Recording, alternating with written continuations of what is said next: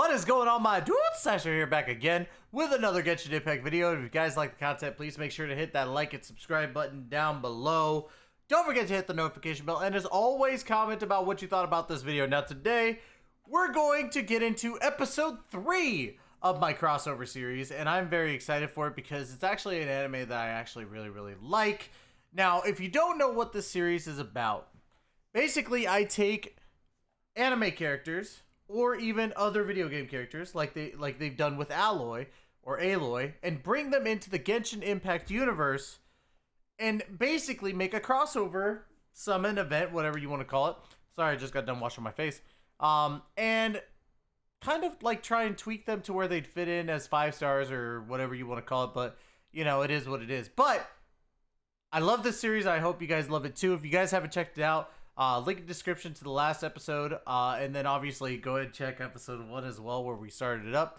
But without any further ado, let's go ahead and get into it now. The anime that we are doing is Mushoku Tensei, or Mushoko Tensei, or however you want to say it. Or, for people who don't know how to speak Japanese like myself, Jobless Reincarnation. Now, I picked 2 characters, obviously, and it should be a given who these 2 characters are. I don't think I need to explain them per se. But yeah, let's go ahead and get into them really quick. I'm going to move myself there so that way you guys can see it. Now, Rudeus Grayrat is the main character of Jobless Reincarnation, and I went ahead and made him a Hydro Catalyst user because of all the water attacks that he could do. And then later on in his burst, you'll kind of see why I chose Hydro, because it made the most sense. Auto attacks, 3-hit combo. Basically, all Catalyst users, for the most part in the game, are using like a 3 to 4 hit combo. So I went with 3-hit combo because he is a little bit younger, so I figured that would make sense. One other rule that I want you guys to understand about this series is that just because, you know, I have certain restrictions on them doesn't mean that they don't have more powers later on in the anime/manga. It's just that I chose these to, 1, make it simple, and 2, kind of also I haven't read or seen a lot of the stuff. The anime I'm pretty much caught up on, but not the manga. So please bear with me on that. I'm sure later on down the road I'll remake them. So we'll see how it goes. But anyways, plunging attack. This one was kind of a little tricky, only because of the fact that, you know, Rudeus doesn't turn into water when he attacks, and I know that, you know, with Barbara and Kokomi, they plunge down as a water ball. So I figured at this point, if we're going to do it, Rudeus should do it as well. I can't really think of another way to do it that would make sense towards the animations. And plus, I want to make it easy for them. So we'll do that. Skill, Demonized Foresight. Now, in the anime, he gets in the anime/manga, he gets a ability to where he could foresee attacks.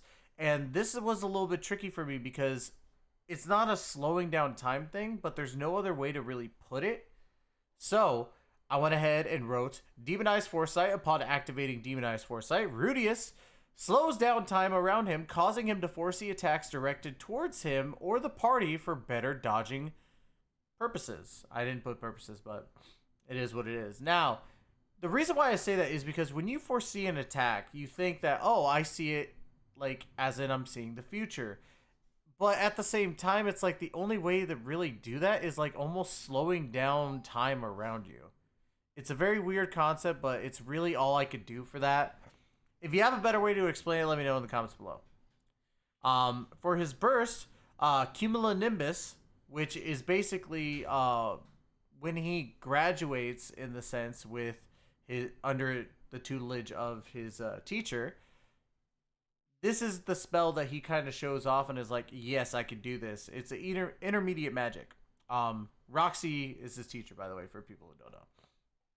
Anyways, Rudeus waves his Aqua Hardia staff, which he got from Roxy as well, around in the air, causing a storm to hit around a target or targets and dealing Hydro AoE damage. Now, basically what Cumulonimbus is, it's a giant freaking, like, rain and thunderstorm. So it's almost like a tornado of stuff going on, and it's going to pull the enemies in. So the storm will pull enemies in just outside the radius into the storm. So as it's staying stationary, it's got pull to it, so the enemies are slowly creeping about. It's almost like I would say Venti's ult, but it a little bit less pulling, only because the fact that it's not meant to be the pull, it's meant to do as much damage as possible, but the pull is going to help it with like bringing in more enemies for more damage.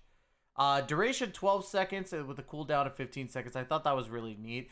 I did forget to talk about the Demonized Foresight thing, where you could even bump down the duration from 4 seconds to 2 seconds, because I feel like 4 seconds is a little too much. So you could do a duration of 2 seconds with a cooldown of 10 seconds. I think that would be absolutely fair, especially later on when we get to the passives, which we're about to do right now, actually. First, to set your passive, once Demonized Foresight is activated during duration, crit rate chance is boosted by 30% for all characters.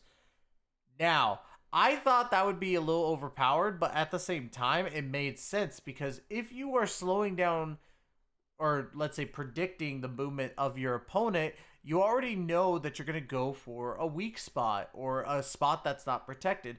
So giving that crit rate percentage is a little bit easier to do, I would say. So it made sense to do it, and I don't think it's too overpowered. It's 30% crit rate is like half of what you would need to make sure that you're going to like crit 90% of the time. But still, I think it's perfectly fine. All right, so first to set your passive, after Cumulonimbus duration has ended, all enemies that were damaged by Cumulonimbus will be given the Superconduct status. Now, I meant to put Electrocharge status, so my apologies on that. But it's basically the combination of Hydro and Electro, because that storm is going to have like little lightning bolts, and it's not going to do electro damage then, but I figured giving the Electro Charge status would be very unique. It'd be something different, and it works with how Rudius as a magician is. So I figured doing that would be really, really cool. And then utility passive, Wood Carver, all furnishings made with Rudius Grayrat have a 25% chance of giving the materials back to the player. I did this because in the anime, he's anime and manga, he's very good at wood carving and making little statues. So I was like, you know what? It would make sense to make him, like, with his utility passive, work with that. Like, so definitely think that kind of worked. Let me know what you guys think. Now, we're going to get into Miss Iris now. And Iris is basically, in a sense, his second cousin. But I don't know. It's weird. Anime's weird, man. I'm not gonna go into it. I'm not gonna go into too many spoilers. But she is royalty that goes with Rudius after they get sent to another plane or another area due to mysterious forces, and then they have to basically work together to get back home. So she learns how to use a one-handed sword from one of Rudius's other teachers. And she becomes very good as a one-handed sword user. So I gave her the vision type Animo, and here's why. Originally, I was going to give her Pyro, but she only learns the basic spell for like fire or Pyro. So I was like, what could I do instead of just giving her Geo that would make sense towards her style? Because she's very fast and she's very agile. Because she's small, so she could dodge really quickly. So I figured Animo would be her best bet. I gave her a 5-hit combo, kind of almost after Jean a little bit. But with her, she attacks with the one-handed sword in multiple directions, ending up with a horizontal strike, so just like that. Kind of to push the enemy back. Plunging attack, just about the same, you know, as everybody else's. She plunges down with her sword down, boom, like that. Now, for the skill in the burst, I had to come up with brand new stuff, because here's a tip. I did look up her for like in the future of the manga and stuff. I could not find any special techniques she had. So she is straight just a sword user. So I came up with these a little bit to kind of work with her. Spinning horizontal decapitation. I know, best name ever. Eris dodges backwards while spinning, so she's going to spin around as she dodges back. Almost like when you go into the ground as Mona or Ayaka and come backwards. It's like that almost. Or when you use their or Mona's E skill. So spinning backwards, dodging any attack that would connect with her at that time. So it's almost like a dodge without using the stamina meter. So then Eris lunges forward, spinning once again. At the end of the spin, she slashes horizontally with her sword, causing anemo damage to the enemy. So this is a one-time attack. She doesn't get infused with anemo, and I feel like, at least with the anemo damage at the end, it kind of works with the fact that she's rotating quickly, so I kind of figured that would work. Cooldown is 8 seconds. I think that's fair, especially since you're not getting any other bonus until until later on in Ascensions, and even then, it's not too big of an overpowered bonus. Her burst is Adrenaline Hyperdrive. Now, this is kind of based on Ayato, or not Ayato, Itto. And the reason why I kind of went with Itto is because it made sense for Iris's like combat style as well. So, Adrenaline Hyperdrive, when casting this burst, Eris's damage becomes anemo damage. Attack speed is also increased by 25%, making all of her strikes even deadlier. Duration is 12 seconds and cooldown is 20 seconds. I feel that's fair because of the fact that when she does fight, when she gets like heavily damaged or anything like that, she gets winded pretty easily. I think that's fair for any like sword fighter, but I also wanted to give it a little bit of a restriction because 25% attack speed is fantastic. So first Ascension passive, each time Eris attacks in sequence after activating Adrenaline Hyperdrive, Eris's attack speed is increased with each hit by an additional 5%. So she's a 5-hit combo. She gets an extra 25% on her attack speed. So she's going to hit fast and then it resets and then hits fast again, then resets and hits fast again, you know. I think that's fair. So, and then fourth Ascension passive, Eris's damage is increased equal to 40% of Eris's attack stat. So I thought that was at least a good one because of the fact that it's going to work towards her and make her a good DPS character, especially for a crossover. Because the whole point is to not only get these crossover characters because they're from another world, but also because they could do some damage. So I figured, why not? Let's do that. And then utility passive, I went a little different on this one.